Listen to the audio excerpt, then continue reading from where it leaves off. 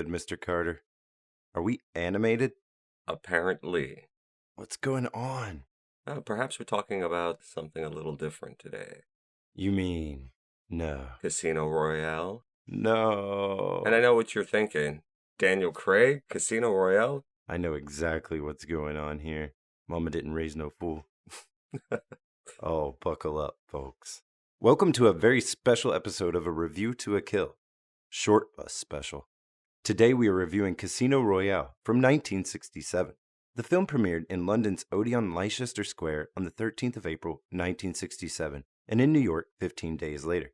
Produced by Charles K. Feldman and Jerry Bressler. Switched it up on you. Feldman and Bressler. There's issues. Starring an ensemble cast. Star-studded doesn't even begin to describe. It was a beautiful galaxy of stars, and then shit rained down from the sky. Pretty much. That's a pretty apt analogy.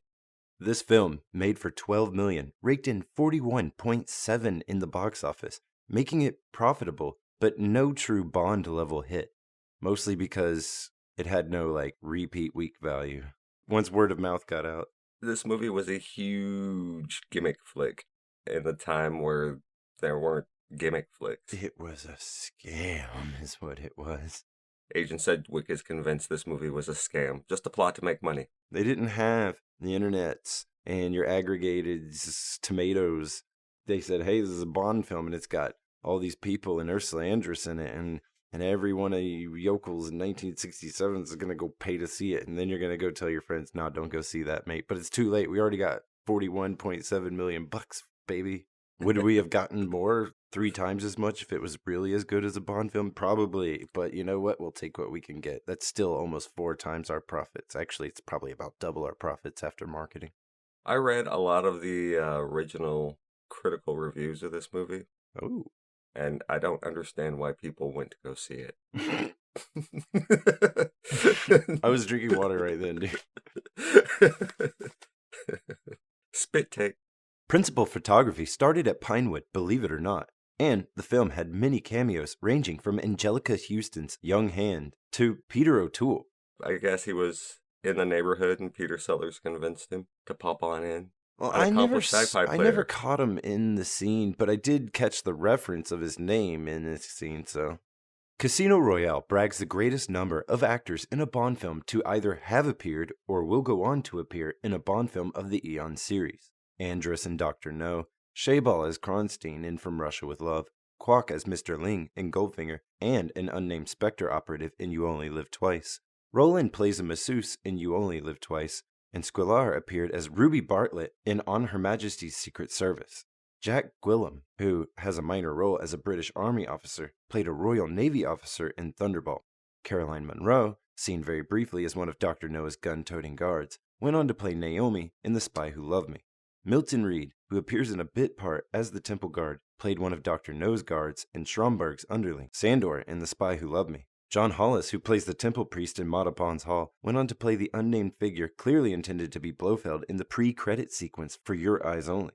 John Wells, Q's assistant, appears in For Your Eyes Only as Dennis Thatcher. And Hal Galili, who appears briefly as a U.S. Army officer at the auction, had earlier played gangster Jack Schrapp in Goldfinger. I'm stalling, by the way. Yeah, I can tell. I hate can tell. you. It's one of the few times you've gone over the entire cast and where they come These from. are just people who will be in other Bond movies. It's insane. It's a lot. It's an extravagant cast, as you like to say. I hate you for this, by the way. An extravagant This cast. was your idea. You can hate me for this. This was my idea. I did give you ample opportunities to back out. That's not true. He questioned my manhood. He questioned my Bond fandom. If we are going to talk about James Bond, then we're going to have to talk about all of James Bond. Well, I do want to say this, at least now that I've seen it, and I hate you for this, and because of this podcast, I've seen the Casino Royale from Climax, and now that I've seen this, I know that there are 2 Jimmy Bonds, there's a James Bond Jr., and they're all naff. Yes. Yes, they are. 2 Jimmys and a James Bond Jr. Pre-title sequence. We open and hold on a column with crayon graffiti saying amazing things like Le Bital and Kilroy was here. Just your average playground, I guess. So much of this humor is so post-war. Kilroy was and that's here really weird for the on time the of this movie playground. coming out. Is that the joke? Yeah, that's the joke. It's like U.S. Army troops were here. Or there's some war going on in the playground, and Right, or maybe there's we could war look going deeper on into the this and make it playground. more interesting. I think we have to. We don't have to look too deep into this movie. I am somewhat sorry I made you watch this. I'm glad that you suffered a little bit. Yeah. You only have to watch it once, so you're getting off lucky. I've seen it more than once. Why? I've watched it more than a few times. I don't know. It has a quirky, campy. No, it doesn't. Ness to it. Like you're being nice. I am being nice. I'm gonna be honest, but it does have a quirky campiness to it. A man awkwardly leans in from behind the column, asking an unseen Peter Sellers if he's Bond. The camera pans, and Peter says, "Yeah." Blunt and open with people around. The man says he's Mathis and shows his credentials, which Sellers as Bond dismisses approvingly, without a glance. This entire sequence was 4 seconds long. Also, Sellers was probably trying to play it really cool, but turned in the most "I couldn't give a fuck about being here, I'm so bored" performance I've ever seen. Can we just talk about the look? To be honest, Peter Sellers kind of looked like a pedophile hiding in a child's play toy. So it didn't help that he was on a playground and he couldn't even be bothered to look at this spy's credentials before going with him because he was too busy watching the children run off. It was weird, to say the least. It was a weird direction choice. There's so many directors. I was not kidding about this being a 4-second entirely long sequence. This film is a mess. There's 5 directors, by the way. There's 5 total directors, and they only got 20 minutes each. About 20 to 30 minutes varying, yeah. Title sequence and theme song for this movie, I just wanted to say, it's tacky animated title cards with composited clips from the movie, and not in an artistic way like Goldfinger. They show an actor with their name, and later just show random bits. It's a weird pre-title sequence, and you're right. It's reminiscent of a lot of things, but none of the things that it's reminiscent of came out before this movie. I don't know if I agree with that. Everything that came after this, that took from this, did it better. Did they take from this, or was this already a style, and they just sucked at executing it? This film had 5 directors, and trust me, as bad as that sounds now, back then, there was no way this was ever going to be coherent.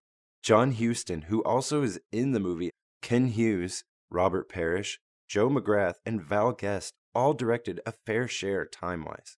I know you have to give John Huston a fair amount of critical acclaim and credit. We're talking The Searchers, Liberty Vance, Maltese Falcon. According to one Rotten Tomatoes review, McGrath is the only one that connected with this Brontosaurian Bond parody. I love that. Brontosaurian Bond parody. That review cracked me up. Written by Wolf Mankiewicz, John Law, and Michael Sayers. Cinematography by Jack Hildyard, John Wilcox, and Nicholas Roge. Edited by Bill Linney, with music by Burt Bacharach. Oscar nod for this film, by the way, for good old Burt. For Really? Really? Yeah, oh, wow. For real. The bar was low fucking that year. The Look of Love. That song? Fuck off. The Look of Love. Get this out is the of first here. time it ever played was in Casino Royale. It sucked. I hated my life this entire movie. There was no redeeming qualities about this fucking movie. The Look of Love is in so many other movies, Matthew. You know, And it doesn't mean it's a good song. It just means that he would fucking probably license it for next to nothing. Our film opens on crossroads in the middle of nowhere. Cars arrive from different directions in synchronized timing, and stuffy old dudes get out of cars to open doors to let stuffy old dudes out of cars.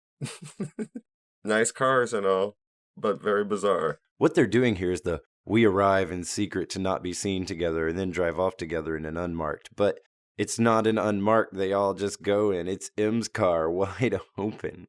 The half-assed yet at the same time over-the-top subterfuge is groan-inducingly ridiculous, and you start to get a sense for this movie. How long is this? 2 hours and 11 minutes. What the fuck? Did you guys just have like a mandate that you had to go 1 minute longer than the longest Bond movie so far? Fuck you guys. Should have been like 2 minutes. Yeah, I can say there were some editing flaws.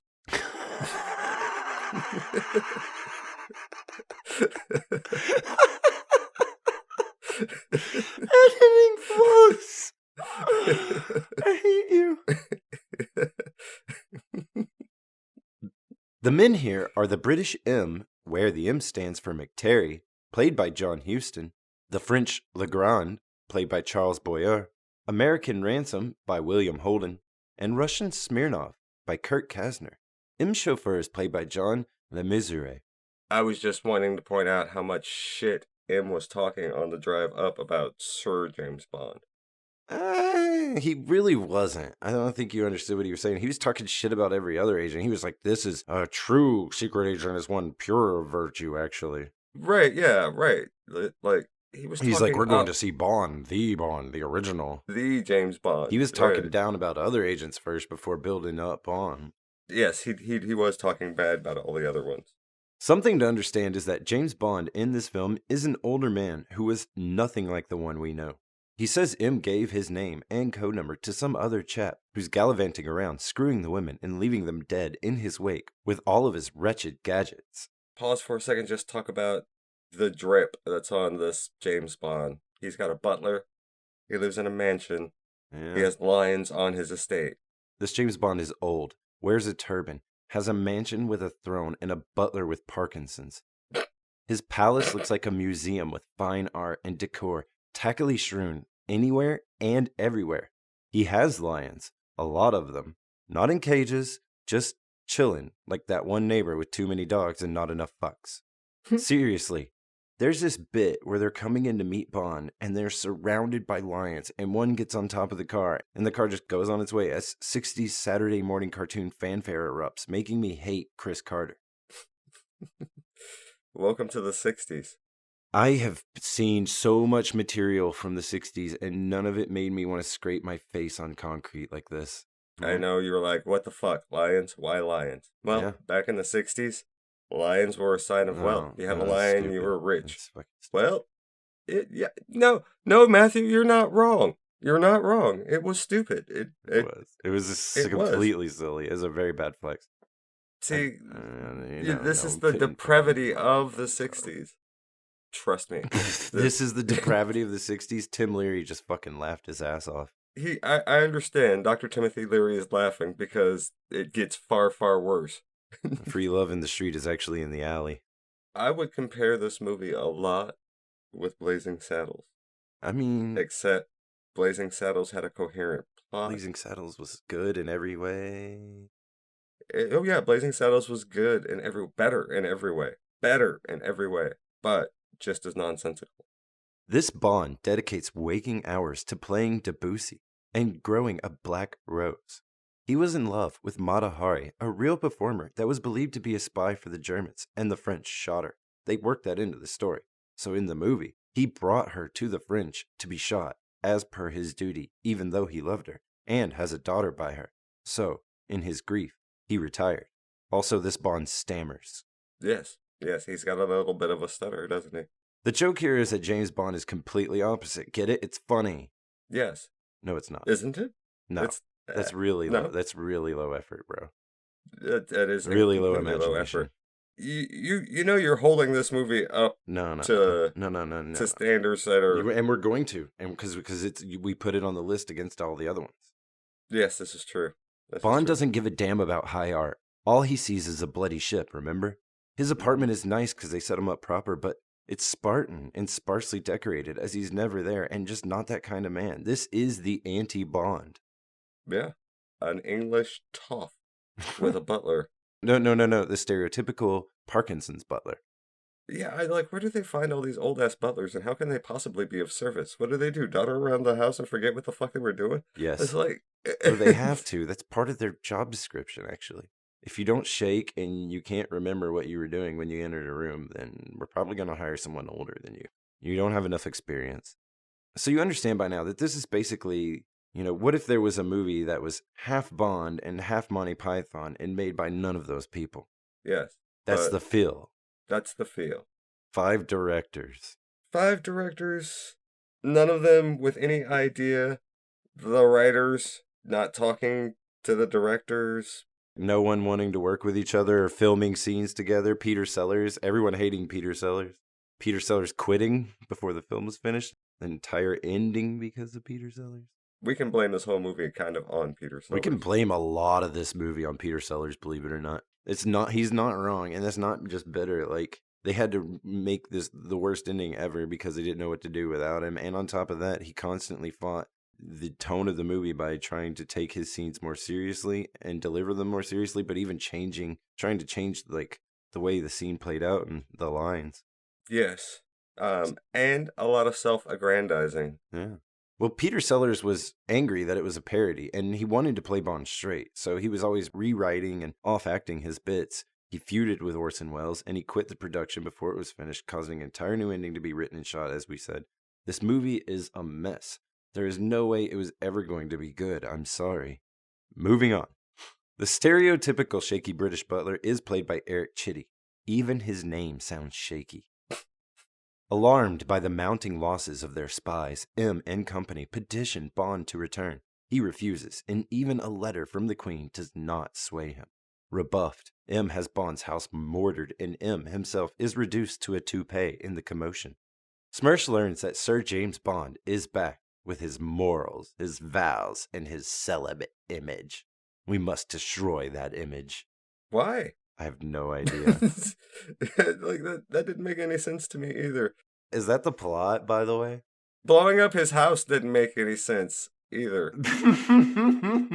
like, well, you blew up my house. I guess I have to work for you now. Right. Yeah. You want to recruit the guy, but so you're going to blow up his memorial to his wife and his house. Does it work that way when you want a job? Just like call a bomb threat on a place? Bond travels to Scotland, taking M's toupee to M's widow, Lady Fiona. But Smersh agent Mimi, played by Deborah Kerr, had pulled the old switcheroo in her place. The castle is filled with beautiful girls, agents of Smersh pretending to be M's 11, 16 to 19-year-old daughters. They were adopted. So she got the part because she's the one with the best Scottish accent. Her Scottish accent was awful. I think that was supposed to be the gag, but whatever. The thing is I've heard people give so much worse when they're drunk and just trying to show off. She could have put in a more terrible performance, believe it or not. It even wasn't that bad. It was just over the top. That was the thing, is it wasn't even that off. It was just over the top. Way over the top. I mean, yeah, but way over the top. She reminded me of Fat Bastard a little bit. The girls playing the daughters includes Heather, played by Tracy Crisp, and Meg, portrayed by Alexandra Bastido, who undress Bond for his bath. On the way to the bath, each room he passes, a girl pops out of. Innocent at first, but by the end, she just pops out in her panties with a cigarette, looking like, you know what's up, old man. Buttercup, also known as Daddy's Little Thermometer, played by Angela Scular, whom Bond discovers in his bath. Your daddy sure was different in Whitehall. Weird, but, he hopped in the tub anyway, didn't he? Although he did fill it up with cold water to take that boner down. Did he, though? Did he? Yeah, because she's like, it's getting a wee cold in here. Daddy likes it so much warmer. And he's like, I am not your daddy. Bond drinks all the others under the table at the banquet. And, when later approached by Mimi for some snozzing, he turns her down. Scorned, she summons the pipers for a warzel, a contest which involves picking up and attempting to throw large stone cannonballs. James Bond handles his balls. He does. That's all I can say. No one handles balls like Bond. He handled them so well, what's-her-name fell in love. The burly Scotsmen injure themselves trying to pick up the balls, whereas he manages to pick one up, throw it, and catch it. Mimi is so impressed by raw manliness that the other girls decide she is a risk and lock her in her room. Head over heels in love because James Bond is more burly than all. Little skinny David Niven is more burly than all the big men around him. Get out. Get out. At the grouse shoot, one of Bond's cape buttons had been swapped with a homing beacon, and the girls send rocket-launched, explosive-laden fake grouse toward him.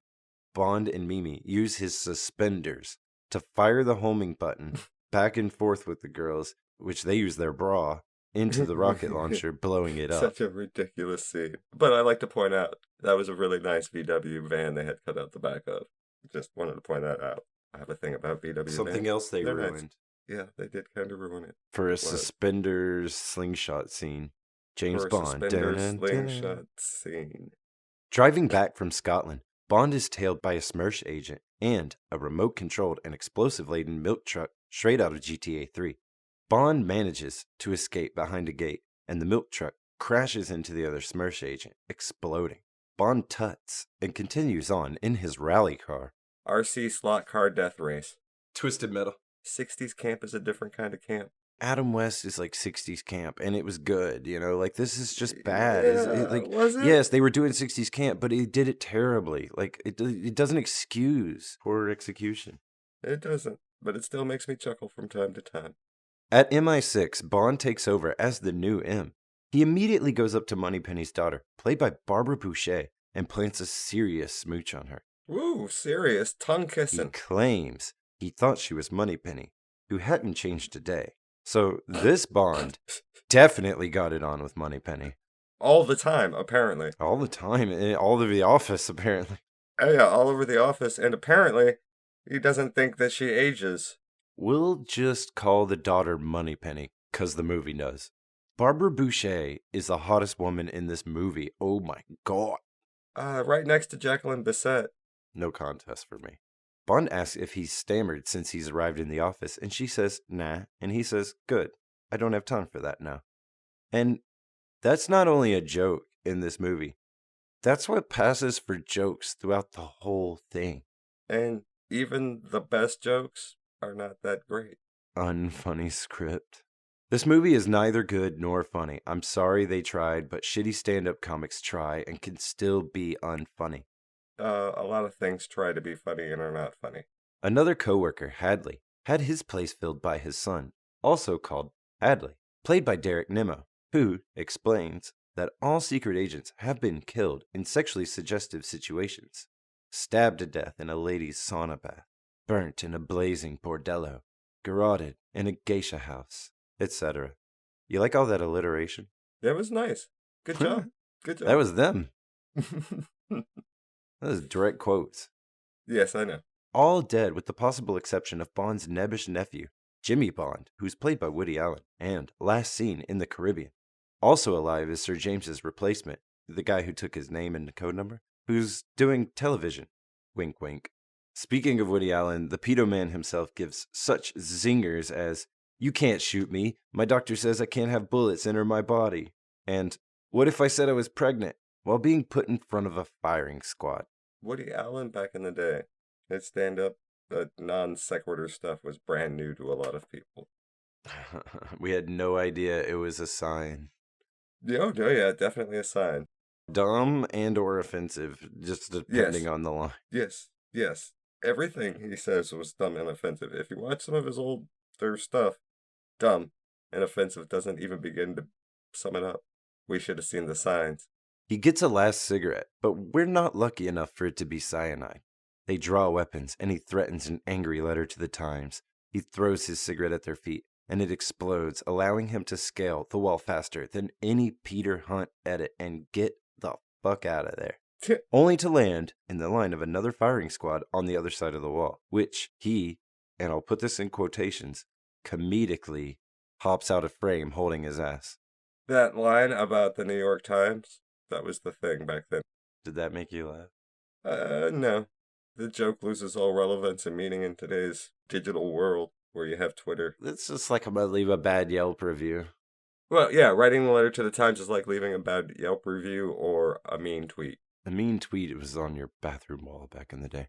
Bond notes Smersh's abundance of female operatives and wants to create the ultimate anti-female spy device. A man whom all women desire, but who is indifferent to them. Miss Moneypenny is tasked with finding one such man. She finds him in the best job interview process ever. She comes out in lingerie and makes out with dudes in a line until one causes the band to strike up and the lighting to get porny. Don't forget the lighting turned bright red. Yeah, the lighting got really porny. The man this does this for is Coop, short for Cooper, played by Terrence Cooper. Coop and Moneypenny continue this dry sesh in her room. She tries to get his qualifications in between tongue rammings. Coop is a holder of the Kama Sutra black belt, among other qualifications. That did make me laugh a little bit. When she talks about his qualifications and other people, he says, nah, I'm hired. Let's bang. And they do. A lot of banging in this movie. You like that Kama Sutra line? Yeah, the Kama Sutra black belt. It was almost a good one-liner, but it was kind of ruined by the ending. Okay, then it happens. The movie makes a good joke. At least I stopped frowning for a second. Bond looks at Coop's dossier and says, yes, all in order. And Coop says, we aim to please, as Moneypenny walks past yawning from being up all night long, all night. That was good. It's the funniest thing and the cleverest bit in the entire movie, and I didn't even make a sound. I just stopped frowning for a moment. That's it. It's all downhill from here, honestly. Bond announces all agents in his new mod squad will be known as James Bond 007, even the girls, to confuse Smersh and us. And everybody watching and everybody writing. I feel like it's worth pointing out that we've had multiple female Bonds in 1967, apparently. Apparently. Coop is then sent for his anti-female training against a gym full of a variety of exotic, scantily dressed girls. One walks up, kisses him, and proposes more, which he answers with a judo flip. He flips another, and out comes the new secret weapon, the Detainer, played by Dahlia Lavi, who will also become a 007 in this group. Homeboy flipping girls onto the ground, which it was hilarious, a little bit. Almost. Because they weren't taking pratfalls. Bond personally recruits wealthy Vesper Lynn, played by Ursula Andress. She's a super rich millionaire that wears a Vegas showgirl's outfit and offers to buy the Eiffel Tower for 2 nuclear warheads. Bond blackmails her to working for him with a writ for just over £5 million tax arrears. Vesper is giving the task of approaching and recruiting Evelyn Trimble, who's played by Peter Sellers. Isn't Evelyn's a girl's name? No, it's mine. Yeah, that was another one. That was kind of stupid. You calling it stupid made me laugh more than it did. Like, humor back then was dumb. It made people laugh. People were so pedantic back in the day. It didn't make people laugh. I read reviews at the time myself. It made a couple of people laugh. You can find reviews of stupid people and a couple of Puff reviews on it now that they probably got paid for it. Variety. Did Variety write a Puff piece on this? Yeah, they wrote a nice little Puff I didn't read review. It popped up in my searches, but I didn't read Variety. It's so generic, too, so you know it's Puff. I was looking for reviews from the time, and none of them were good. Trimble is an expert in Baccarat at the Buckingham Club, who Bond wants to use to defeat Smersh's treasurer, Lashif, played by the one and only Orson Welles. Lashif has been using Smersh funds to gamble at the Casino Royale, so Vesper seduces Trimble to and at her Mayfair flat and has him dress up in a number of costumes, including Hitler and Napoleon. He ruined this movie. Even though it was really, really, really bad, he made it so much worse. I don't get what he was trying to do in this whole scene. What I do dig, though, is apartments in the 60s. Trapdoors, revolving walls, secret compartments, moving art, velvet everywhere. Trimble, now also James Bond 007, goes to Q, played by Jeffrey Belden. They are immediately shadowed by a dwarf dressed as a garden gnome, as he's apparently the security man. I didn't get that joke at all. It's a thing that happened, though. Trimble gets a Bond watch with badly tracked video compositing. Two-way radio, they call it. And is fitted for a gadget-filled security vest, complete with bad Taylor gadget jokes, such as, is it too tight? We can let it out around the switchblade. Hope it's not too stiff around the Geiger counter. Right in the suicide pellet? They should have not shot this at all. They should have... Somebody should have said, wait a minute. Bond goes and finds a new recruit, and I gotta admit, the set looks great. Honestly, the explosions are huge fireballs and frequent. This film looks like they threw a ton of money at it, trying to make it work, hoping that would make it work. It just seems like they gave each director pretty much an unlimited budget with an unlimited purview on what to do. Like, you just do whatever you want to do. Here, we have a bunch of film. They definitely spent $12 million. And let's put this in perspective. Thunderball was 9. Right. The new recruit Bond goes to see is his own daughter by dead lover, Mata Hari. This is Mata Bond, played by Joanna Petit, currently working as a living Eastern goddess, a celestial virgin, figuratively speaking, of course. Of course. There's a fucking dance number here, and it's not a joke, but it is still terrible. A long, extended, focused, unbroken dance number in a Bond film. Yep. This movie was a slog. This was a fucking chore, mate. I hate you. I can imagine it being a chore. I'm not bitter. Just tone to tone, shift to shift. When the dance scene popped up, I was like, style. I'm watching a Bollywood movie before Bollywood was even a thing. Maybe if the white girl in the center could dance. Maybe if the white girl in the center could dance and the dude and David Niven started singing. And flying around. Yeah, and flying around, yeah. They drink poppy seed tea. She says, 2 sips of this and you're stoned out of your mind. So, just pretending all of that would work. Bond's drinking opium tea. Well, he's an Englishman. That's all I got to say about that. That's racist. Is it, though? Stop being racist against Anglos. Is it? Is it being racist? Is it being tropey to assume that all Englishmen smoke opium from the countries they took advantage of? Yes, it is, because we mostly didn't. We mostly used it to control the Chinese. God, have some respect. Mata is sent to West Berlin to infiltrate a Smersh cover operating out of the Mata Hari School of Dancing. She enters a nightmare baby of Picasso and Dali as the school is a neo-cubist dream. That was a really, actually pretty cool set, in my opinion. It's trippy as hell, that's for sure. It was like Escher before Escher. Mata stands under a painting of her mom and strips to the same outfit and says, "Yup, I'm her daughter, let me in the school." And they do. The headmaster, Frau Hoffner, played by Anna Quell, looks upset about this, while her diminutive servant, Polo, played by Ronnie Corbett, seemed thrilled. They give her the tour, jazzercising cipher breakers, karate film fatales sped up to a speed that would make Peter Hunt blush. I watched that scene a couple of times, trying to discern exactly what was kind of going on in that room, and could not. They said, it doesn't matter if you don't know what you look like or you're doing. We're going to speed it up so fast no one's going to be able to tell. Just move your arms back and forth. Just move your arms back and forth, and I'm pretty sure somebody in the room was doing that. No, the one in dead center of the frame was doing that. Yeah? Move her to the back and reshoot. Polo shows her to her room, her mother's old room, the only room that doesn't feel like a Tim Burton funhouse. She gets info about a conference from Polo, such as, who is Lashif? Nobody knows, not even Lashif. That made me smile a little bit. Really? A little bit. Fuck off, mate. She learns he's using Smersh funds, blah, blah, blah, blah, blah. But if the team was just now discovering this, why would they have already scouted Evelyn Trimble to go after him? Like, this is BS.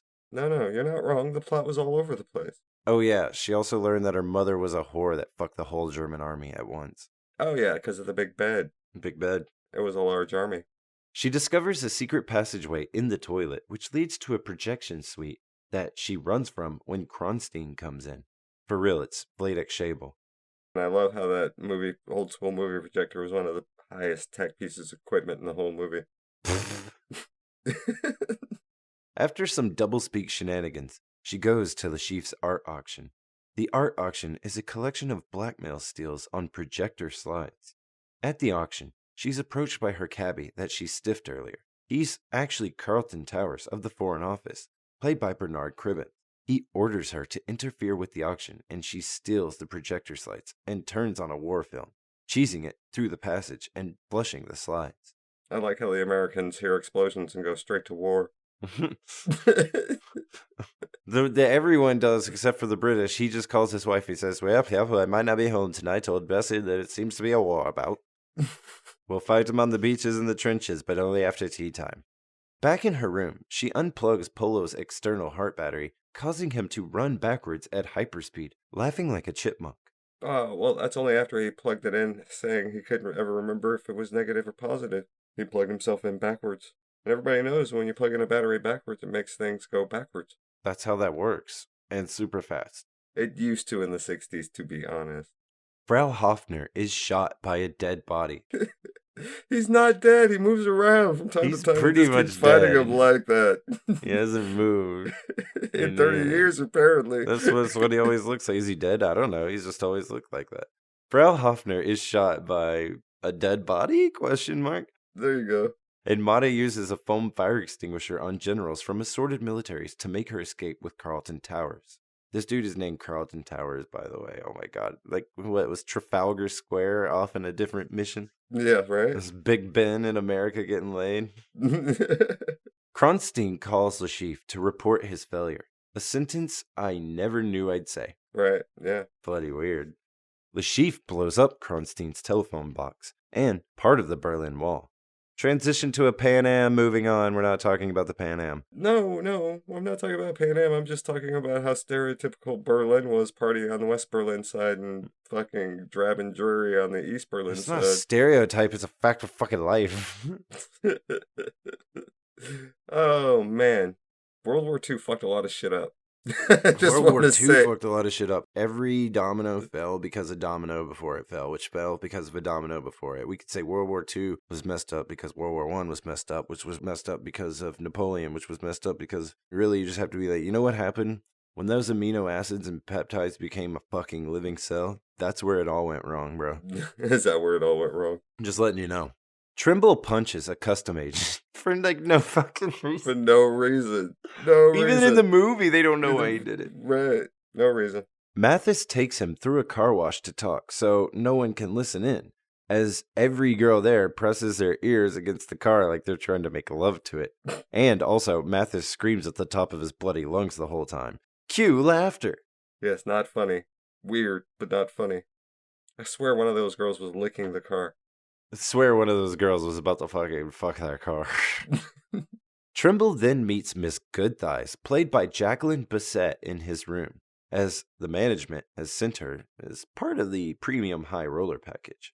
Dude, oh, by the way, I actually listened to an interview with Jacqueline Bisset today, believe it or not, talking about this scene, and she confirms that Peter Sellers is an absolute piece of shit. He looked down on her for not agreeing with something he said and treated her like shit after that. And basically walked out before they shot their love scene and like left her hanging for a while when she's like a brand new actress.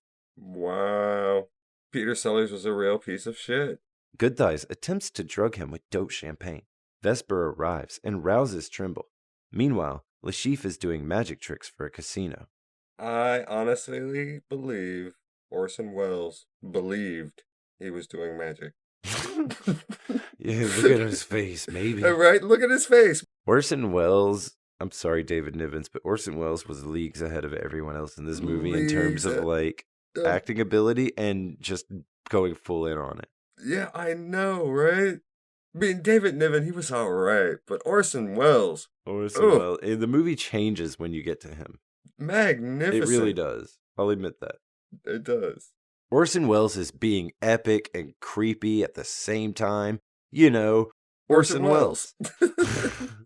Vesper and Trimble go to the casino. They deposit £100,000 and then meet with the casino director, Slimington Jones. I'm sorry. Slimington Jones, these names, played by Colin Gordon in his office. It's better than a lot of vagina. So it's better than a lot of vagina. Slimington Jones. Fair enough. They figure out that Lashif is using infrared sunglasses to cheat, so Vesper steals these while Trimble distracts him with a racist Indian impersonation that he does multiple times. The 60s, ladies and gentlemen. Peter Sellers, ladies and gentlemen. David Nivens, people keep saying he was such a sweetie, come in and help him up that. Peter Sellers goes to shoot the cork out of that champagne bottle with Goodthighs, and they didn't have a blank, but what they did put in still, like, it was close enough it burst the first bottle and she got some in her face. And he just didn't give a shit. Like she just didn't even like working with him. Yeah. Like Nivens is awesome. Sellers is a dick. I'm sorry. Yes. That's all it is. Yeah. 60s don't excuse dicketry. Yeah. He distracts him with this Indian impersonation, and Lashif retorts with another cheap magic trick. Trimble and Lashif finally play baccarat for 50 million francs, or about 3.6 billion pounds, which Trimble ultimately wins. Did you just call his magic trick with the flags a cheap magic trick? It ended in pyrotechnics and women in the background? That magic trick? Yes, I did. Also, one of his performers, one of Orson Welles' henchmen, is also the same woman that played Goodthighs, because everyone gets multiple parts. Everybody gets multiple parts. And the fabulous Trimble method of Baccarat that got him this job is to never take another card, apparently, by the way. Right. That's literally what he just never took another card and waited for Orson Welles to bust. Yep. I don't know if you guys know how to play Baccarat, but that's not how you play it. just saying. There was a very stupid way of playing Baccarat. I guess it worked out for him somehow. It's like playing blackjack and never taking another and card. never hitting. Ever, no matter what. And he kept getting low cards too. It's not like he got high cards naturally and was like, sweet. They were all low too. Yeah, right. Yes. Yeah.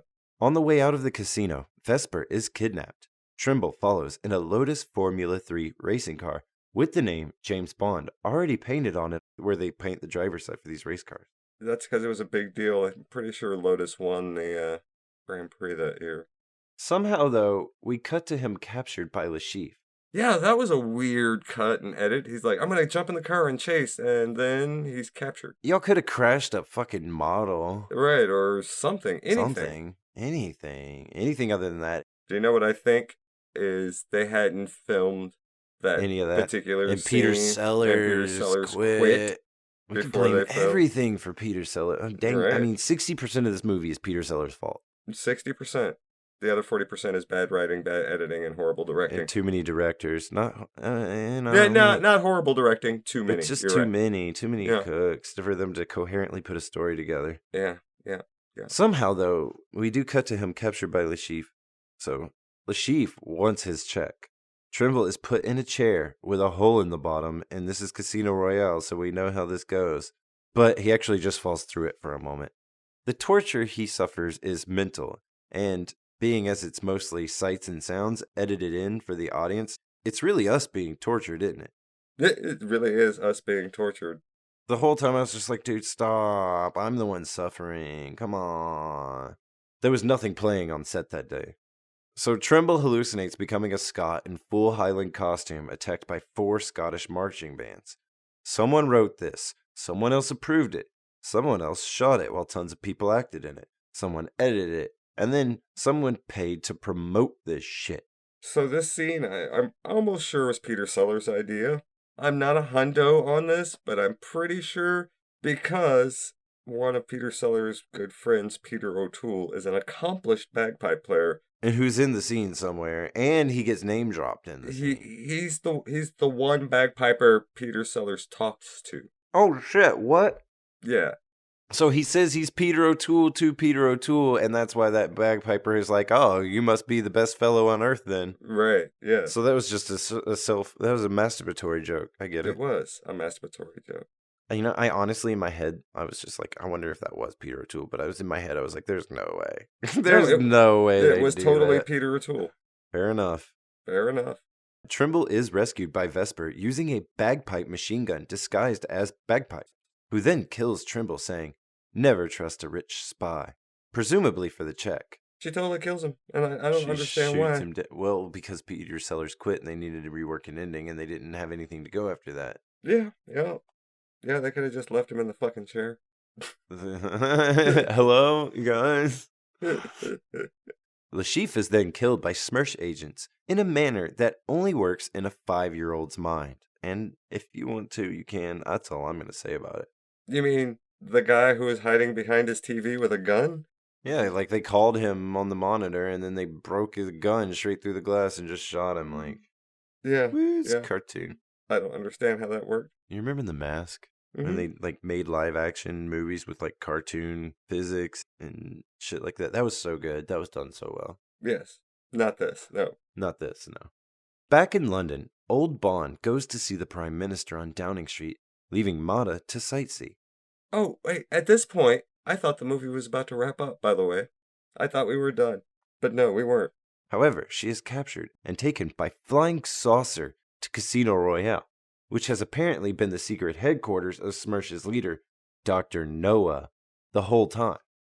There's so much wrong with that, by the way. A flying saucer. Casino Royale was apparently the headquarters of the bad guy the whole time. Like, of course it was. Let's go back there. Like, It's the pivotal place of the movie. Plus, I don't want to build another set. No more sets required, because that's where everything happens. Let's just go back. We just left, but we're going to go right back. We just did the scene to go back to London and Downing Street just to go back, but that's so his daughter could be kidnapped. Also, Yes. Dr. No. Blofeld in this is Dr. Noah. Dr. Noah. Dr. Noah. Mimi, the agent he turned from the beginning, is now a nun and warns him that they're taking his daughter to the titular gambling den. They run through some halls that are what would happen if the Matrix was made on Sesame Street. This whole set looked like a fun house. This feels way more like old-ass Doctor Who than it ever does James Bond. Yeah, it sure does. They eventually find their way to see Dr. Noah himself, who turns out to be Jimmy Bond. Dun dun dun dun. Woody fucking Allen. Fuck this movie.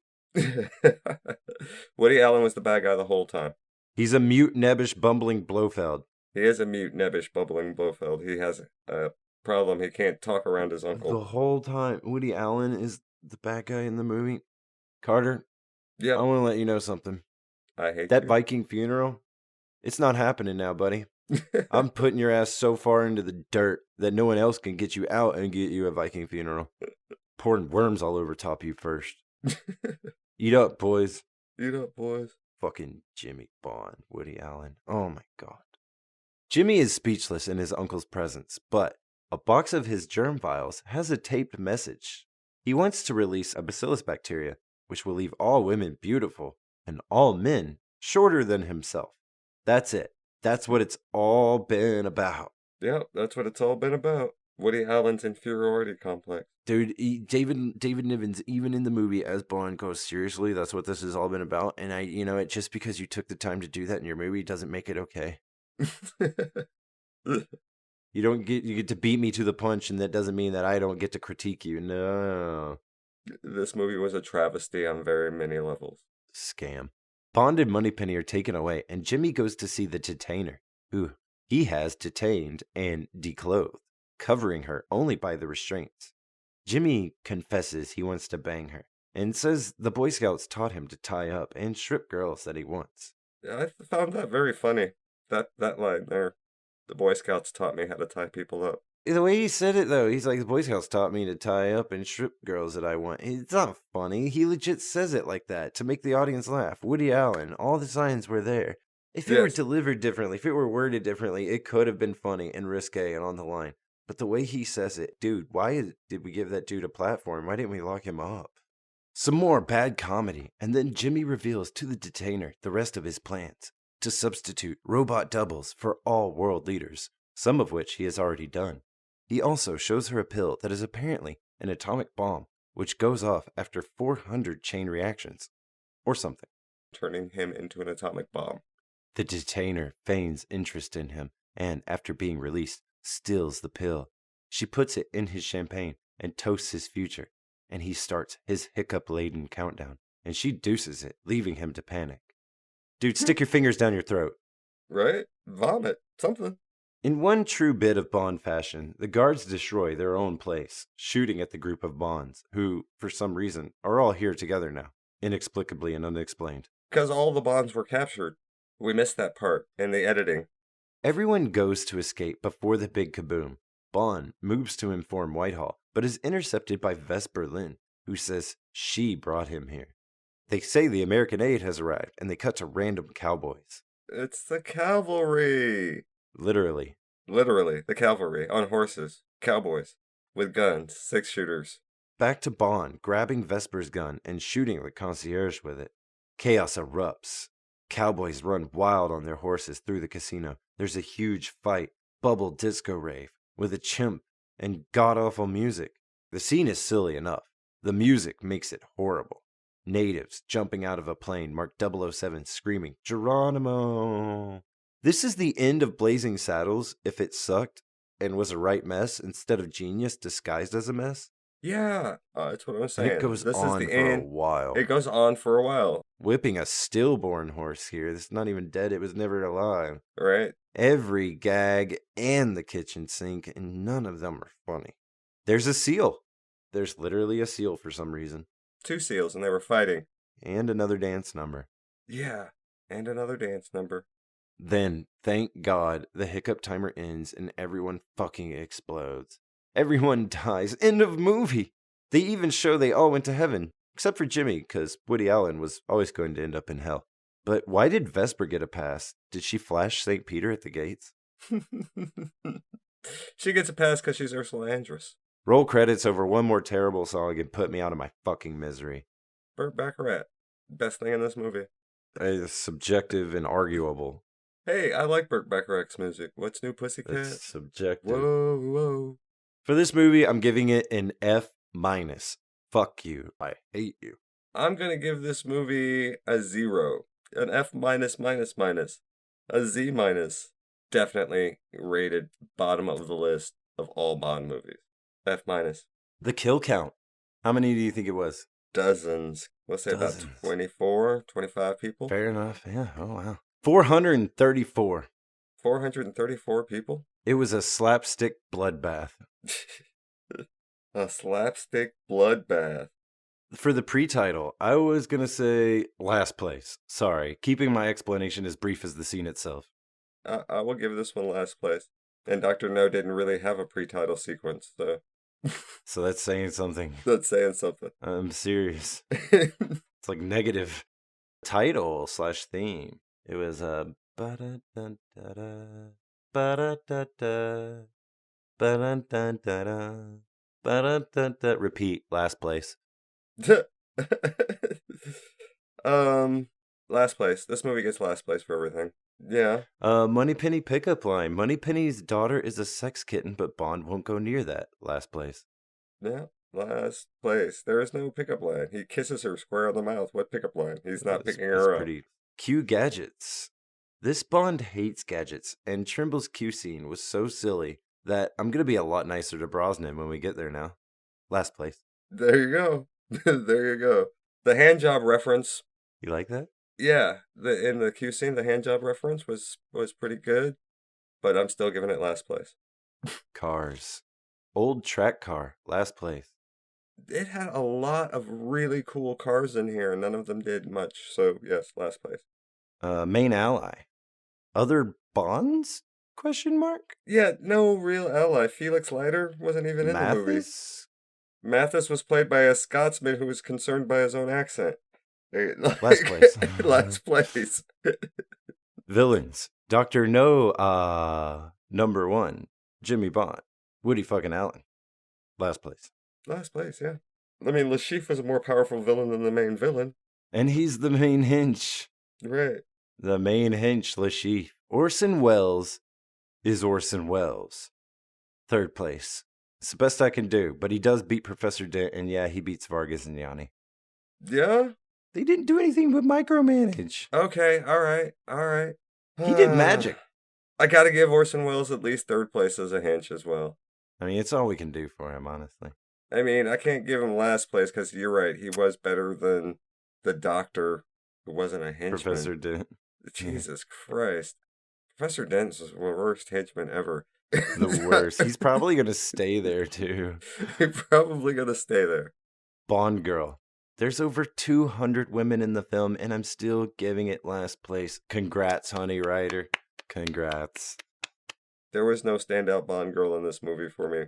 All the girls were hot. That's all I have to say. But they were all interchangeable, right. Like, scene holders. Like, even the interview I was telling you about, that one girl who played Good Guy, she had a part. She was saying... Jacqueline Bisset. Most of them didn't have parts. Most of them didn't have lines. They just showed up. The set dressing. Yep, set dressing, window dressing. Pretty girls to look at. Last place. One-liner. It's a movie full of them, and I hated all of them. There are no standout one-liners in this movie. Yeah, last place. Because they're all setups for jokes. Yeah, because there's not... Yeah, exactly. And the closest one just didn't work. So last place. Last place. Last place. What about locations? I wrote, I don't care, last place. You don't care. They had some nice locations in the apartment. What were they? Pretty dope. They were in Scotland. We're going to give the locations last place, even though they did film in Scotland and... Where else? A couple other places I can't remember. Protracted attempt to kill Bond. Le Chiffre's torture chamber, where he falls through a chair and it tortures me. Hella last place. Hella last place. I feel like this whole movie was a protracted attempt to kill something. And torture me. Brain cells or something. The mission or plot. Jimmy Bond wants to last place. Ridiculous. Last place. Stunts. Name a stunt that happened. Cooper. Nobody was jumping off things or getting blown up. No, there were no real stunts in here. It's gonna have to get last place. So I'm gonna have to give it last place. Yeah, and that's why I was laughing. It's because I couldn't think of a single fucking stunt that happened. There are no real stunts. There were some very bad working conditions. What about the score? I like it. I liked it. I liked it. This is the one where he moves for him. We might not get last place here. No. What is he gonna say? It might not get last place because that Burt Bacharach song, it's everywhere. It's ubiquitous from the 60s. We're going to give this just above Dr. No. I'm pretty sure I have Dr. No in last place in the music, right? Second to last place? Yeah. Second to last place. I wrote, oh my God, it's innocuous at first, but after a while, you want nothing more than to pour gasoline into your ears. At best, it's late 60s Saturday morning cartoon music, and at worst, it's unbearable crap, and it gets last place from me. What about the movie? Oh, the movie is definitely last place. The movie doesn't exist in the same timeline as all other Bond movies, in my opinion. It's just a piece of film that happened to be licensed under the James Bond title that somebody got a chance to make. They tried to be funny and stop fail. pouring your property around where everyone had fucking rights. I wrote, I fucking hate you for making me watch that. 37 years I've gone, you son of a bitch. Last fucking place. Where, spoiler for the rest of the fucking series, it will fucking stay. But I guess it could only ever get better from here then on that note, right? Right. That's right. Now, when we go into those fucking Roger Moore movies... I'm going to be much nicer. You're going to be a lot much nicer, aren't you? Aren't you? I'm going to be so much nicer, Roger. I am sorry, actually. Roger, if you're up there and you can hear me, I'm really sorry. I will not call you the Clown Bond anymore. Yeah, I might still. But that being said, different timeline, different universe, different movie altogether. And thank God this Bond never returned. But we will, with You Only Live Twice. Thank God. Back to normality. Until then, I'm Agent Carter. I'm Agent Sedgwick.